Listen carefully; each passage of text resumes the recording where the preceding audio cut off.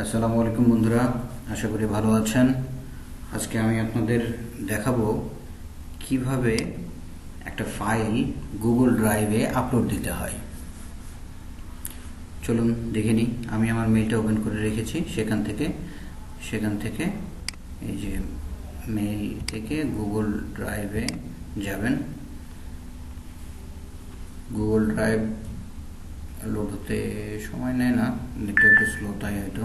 এই যে চলে এসছে। গুগল ড্রাইভে যাওয়ার পরে দেখেন মাই ড্রাইভ নামে একটা অপশান আছে। মাই ড্রাইভে যাবেন, যাওয়ার পরে আপলোড ফাইল, আপনি ফোল্ডার চাইলেও আপলোড দিতে পারেন। আপলোড ফাইল, এখানে গেলেন, যাওয়ার পরে আমি যে এইটা পার্টি বুক পি যেটা আছে সেই শিটটা আমি হলো গুগল ড্রাইভে আপলোড দেব। এটা সিলেক্ট করলাম, ওপেন করলাম। এই যে এখানে আপলোডিং ওয়ান আইটেম এটা দেখাচ্ছে।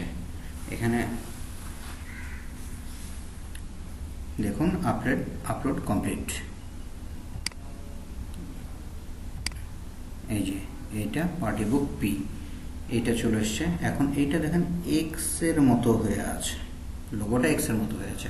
এটা আপনি কাজ করতে পারবেন না। এটা আপনাকে গুগল শিটে কনভার্ট করতে হবে। গুগল শিটে কনভার্ট করার জন্য আমি পরবর্তীতে একটা টিউটোরিয়াল দিব, আপনারা সেটা দেখলে উপকৃত হবেন। আশা করি এটা আপনাদের খুব কাজে দেবে। ভালো থাকবেন, সুস্থ থাকবেন। রিজিউম।